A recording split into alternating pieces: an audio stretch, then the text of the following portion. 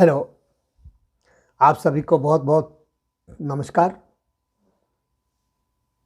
आज मैं सूरदास द्वारा रचित सूरसागर सार के कुछ अन्य पद व्याख्या की दृष्टि से लेकर के प्रस्तुत हूँ और ये सूरदास से संबंधित अंतिम वीडियो है। आप इसको ज़रा गौर से सुने। क्या कहते हैं सूरदास जी? प्रसंग वही है, उद्धव गोपियों को समझाने के लिए ब्रज में आया है और वो अपने निर्गुण ज्ञान योग का उपदेश देना चाहता है, परंतु गोपियाँ जो हैं वो कृष्ण के प्रेम के सामने और कुछ सुनना ही नहीं चाहती हैं। उनका तो मन कृष्ण से ही लग गया है, इसलिए उनके मन में और कोई जगह ही नहीं है किसी दूसरे का नाम समा सके। मन भी एक ही है जो किसी दूसरे से नहीं लगाया जा सकता है, क्योंकि वो मन तो कृष्ण अपने साथ ले गए हैं। इस तरह से अनेक प्रकार के तर्क दे करके उद्धव को वो गोपियाँ निरुत्तर कर देती हैं। उद्धव ठगा सा उनकी तरफ देखता रहता है और अंत में लास्ट यही कहती हैं गोपियाँ कि हे उद्धव, तू अपने ज्ञान की गठरी जो है वो गलत जगह लेकर के आ गए हो, कहीं दूसरे गांव में बेचो, यहाँ इस सामान को खरीदने वाला तुम्हारा कोई नहीं है। और कृष्ण के प्रति अपनी अनन्य भक्ति भावना प्रकट करते हुए इस छंद में गोपियाँ क्या कह रही हैं, देखिए। उर में माखन चोर गड़े, अब कैसे हूँ निकसत नहीं, उधो तिरछे हवे जो अड़े। यद्यपि अहिर जसोदा नंदन, तदपि न जात छड़े, वहाँ बने जदुवंश महाकुल, हम ही न लागत बड़े। को वसुदेव देव की है को, ना जने ओ बूझे, सूर्य श्याम सुंदर बिन देखे, और न को सूझे।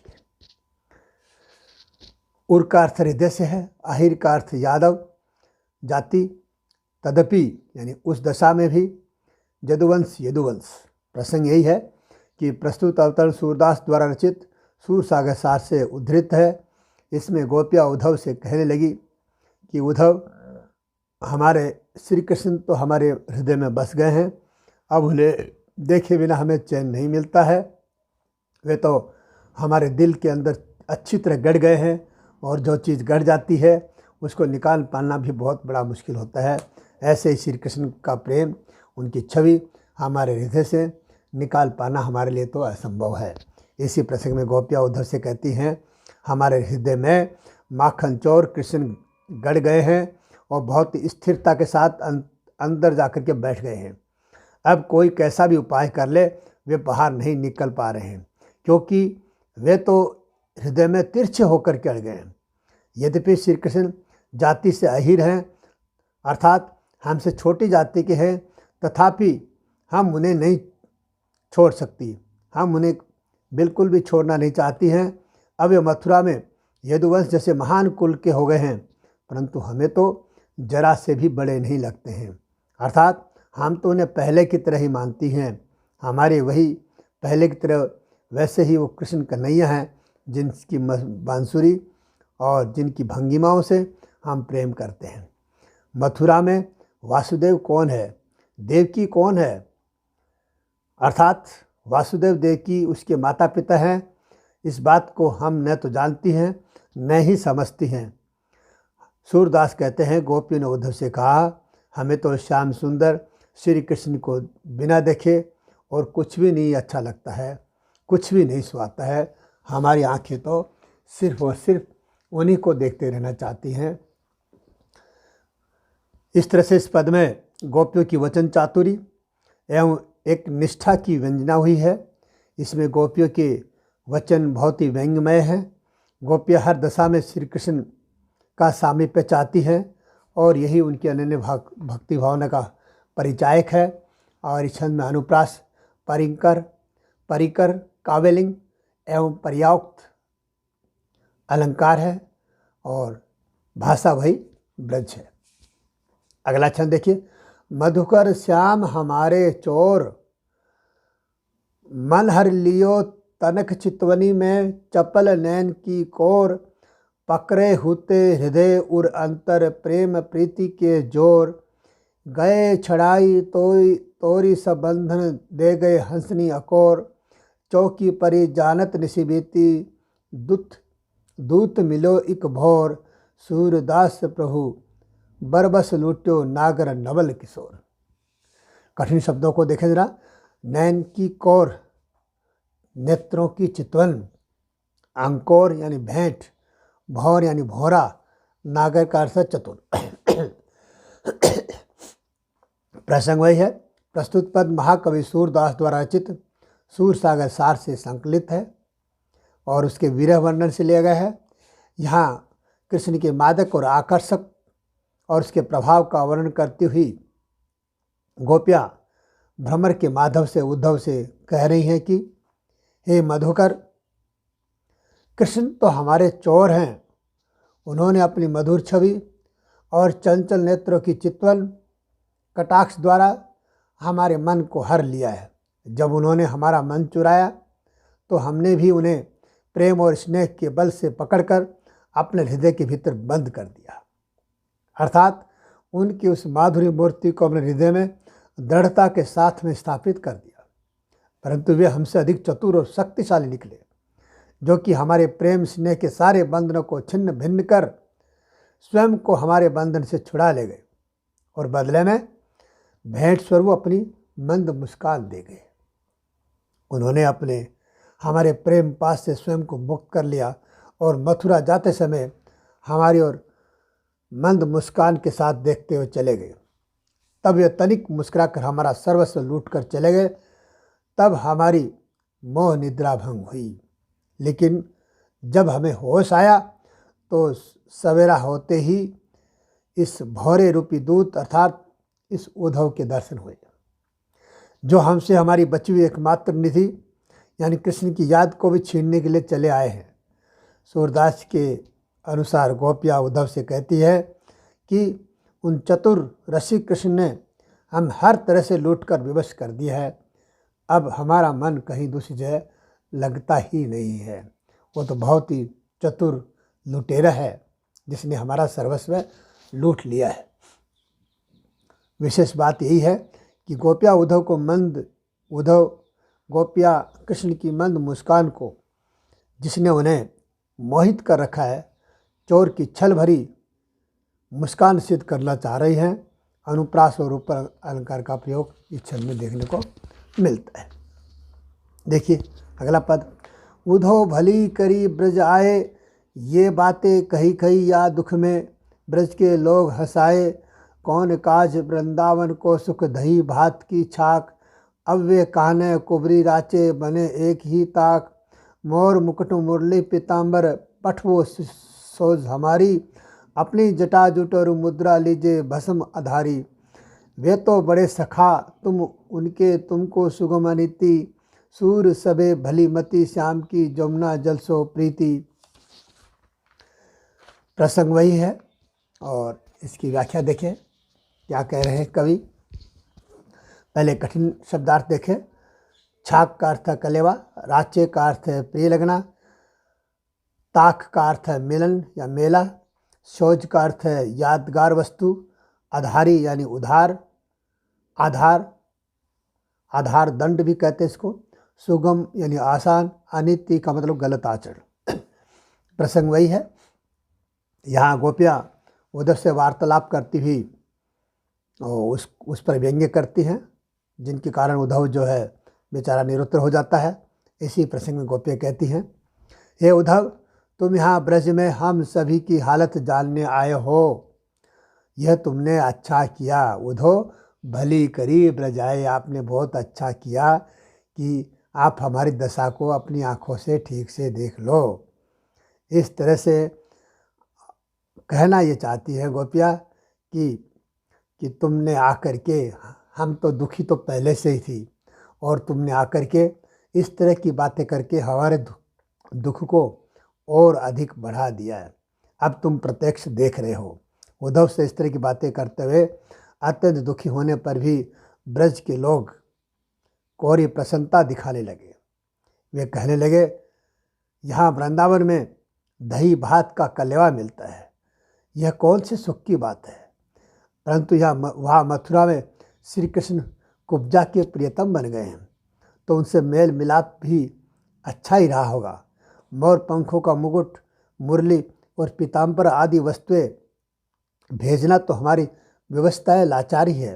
हे उद्धव, आप अपनी जटाजुट और मुद्रा को भस्म या अधारी के साथ अपना लीजिए, अर्थात वैरागी जीवन अपनाइए, परंतु हमें इस पचड़े में मत डालिए। वे श्री कृष्ण तो हमारे परम मित्र हैं और उनकी ही तरह हम आपको भी अनीति का आचरण सहजता से साध्य है, क्योंकि आप भी उनके मित्र हैं। आप भी उनकी तरह इस तरह का अनीतिपूर्ण आचरण करते हैं जैसा कृष्ण हमारे साथ करके चले गए हैं। और अंतिम भक्त कवि सूरदास जी कहते हैं कि गोपियों की श्री कृष्ण के प्रति वैसी ही प्रीति है, वैसा ही प्रेम है जैसा कि यमुना के जल से है। इस तरह उन सभी की मति यमुना जल के समान बहुत ही निर्मल और पवित्र है। इस पद में विरह व्यथा के कारण गोपियों की मनोभावना कुछ अटपटी एवं आक्षेपपूर्ण है।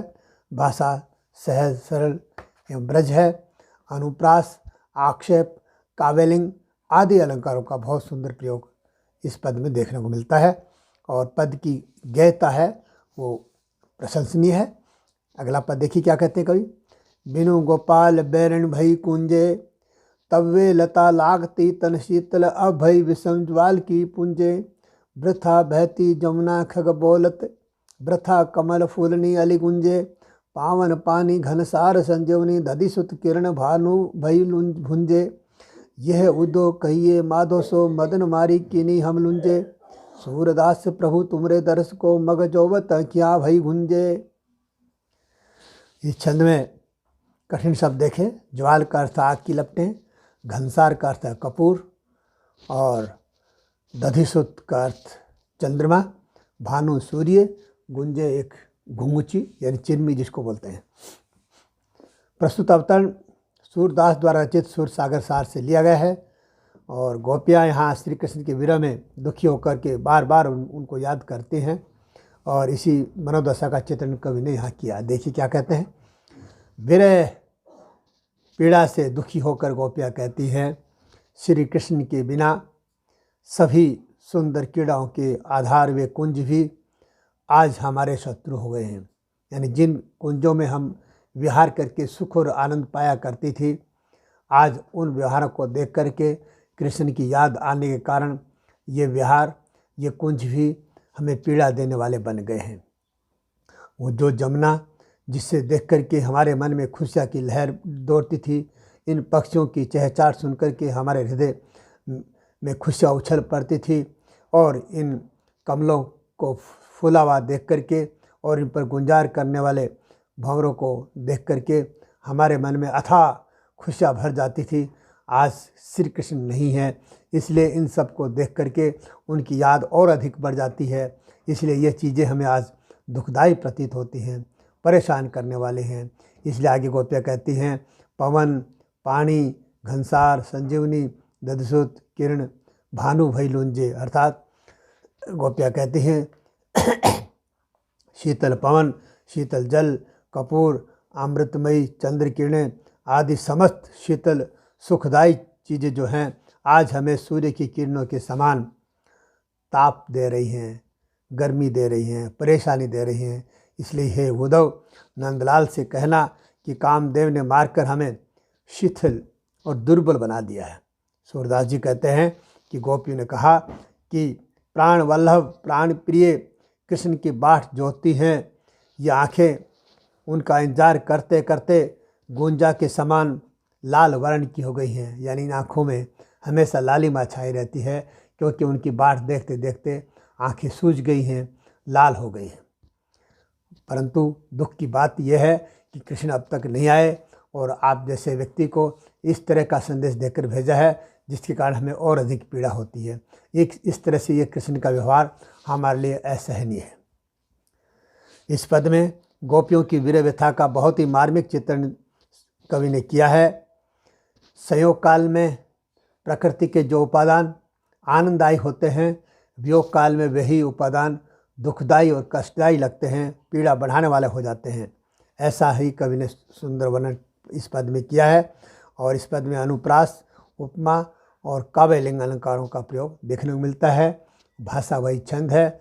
पद की जो गय है, गीतात्मकता की जो प्रधान जो शैली है, वो बहुत ही अच्छी बन पड़ी है। अगला पद देखें हम, जो कि सूरदास के पाठ्यक्रम से में अंतिम छंद है, जरा गौर से सुनेगा क्या कहते कवि। लखियत कालंदी अतिकारी, कहियो पथिक जाय हरिसो, जो भई विरह जुर जारी, मानो पलिका पे धरी परी धरनी, धसी परे तलुफ न भारी।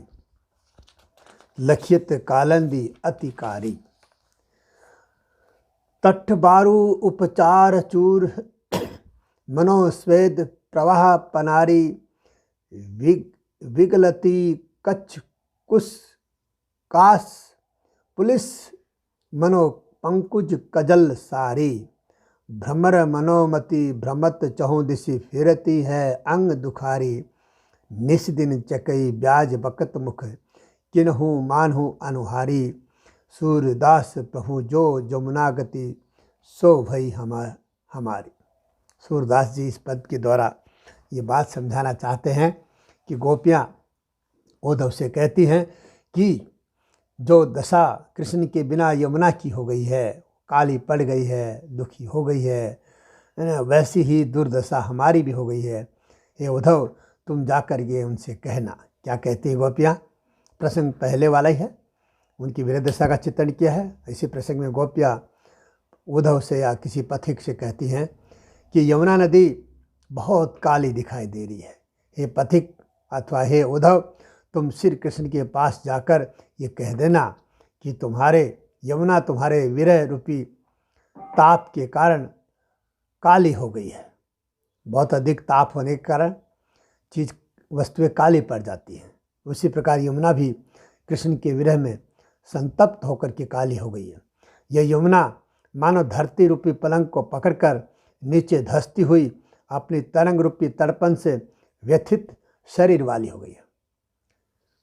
यानी धरती मानो पलंग हो, यमुना का जो जल है वो कम हो गया है, वो नीचे ज़मीन में धंसता सा प्रतीत हो रहा है, मानो कोई कमज़ोर यमुना जो है अति दुर्बल होने के कारण चारपाई में धंसी हुई दिखाई देती है। और इसी प्रकार जब यमुना की लहरें चलती हैं तो लहरों को ऐसा देखकर ऐसा लगता है मानो यमुना दुर्बल और कमज़ोर होकर के कृष्ण के विरह में तड़प रही है। इसके विरह ताप का उपचार करने के लिए मानो तटवर्ती औषधियों का चूर्ण दिया जा रहा है। तट के किनारे पर जो अच्छे अच्छे पेड़ पौधे जो हैं, औषधीय पौधे हैं, वो खड़े हैं, तो ऐसा लगता है मानो ये औषधि वाले पौधे उस यमुना का उपचार कर रहे हों। तट पर उगे हुए कुछ काश मानो बिखरे उसके बाल हैं, जो इसमें जो कीचड़ है वह मानो बिखरा हुआ काजल है। यानी उसके आसपास जो घास हुआ है लंबा लंबा, तो उसके देखकर लगता है कि वो यमुना के बाल हैं, और वहाँ जो कीचड़ है वो मानो यमुना का बिखरा हुआ काजल है, जिससे इसकी जल राशि रूपी साड़ी भी मैली हो गई है। जल भी काला दिखाई दे रहा है, लगता है कि उसकी साड़ी काली हो गई है इन काजल के बिखरे हुए होने के कारण। इसके ऊपर भी भौरे मंडरा रहे हैं, ये मानो इसकी व्यथित बुद्धि को चारों ओर घुमा रहे हैं। अर्थात विरह ज्वार से इसकी बुद्धि भ्रमित हो रही है और वह व्यथित अंगों वाली होकर भटक रही है, चारों ओर प्रलाप कर रही है। यह दिन रात चकवी के बहाने मुख से पता नहीं क्या क्या बकती रहती है। प्रलाप की दशा का चित्रण कवि करते हुए कहते हैं, चकवी रूपी वाणी में व्यथा का स्वर व्यक्त कर रही है, मानो वह प्रियतम से अपनी व्यथा को लेकर प्रार्थना कर रही हो। सूरदास कहते हैं कि गोपियाँ कहने लगी, हे प्रभु, जो कुदशा यमुना की है, वीर वेदना से हमारी भी यही दशा हो गई है। अर्थात हम वीर वेदना से भी बहुत दुखी हैं, व्याकुल हैं। इस पद में विरह ज्वर से शरीर का काला पड़ना, हृदय में धड़कने बढ़ना, पलंग पर पड़े रहना, साड़ी या वस्त्रों का मलिन होना, मति भ्रम होना आदि जो भी दशाओं का चित्रण किया गया है, ये वियोग श्रृंगार की अलग अलग अवस्थाओं का चित्रण है।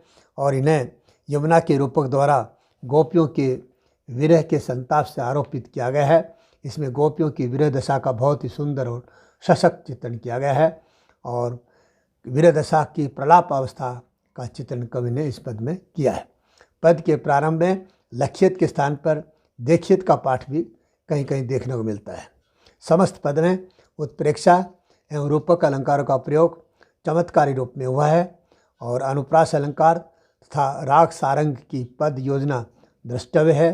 पद की भाषा ब्रज है और पद गय शैली में लिखा गया है। और इसी के साथ में सूरदास द्वारा रचित सूर सागर सार में से जो पद आपके पाठ्यक्रम में थे उनको व्याख्या की दृष्टि से एक एक को आपके समक्ष उठाया। इन 5 वीडियो को आप बड़े ध्यान से सुनिएगा।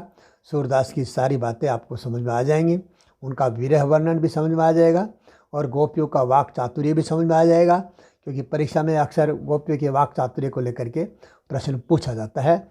इसी के साथ में आप सबसे विदा लेता हूँ। सभी को बहुत बहुत धन्यवाद, आभार।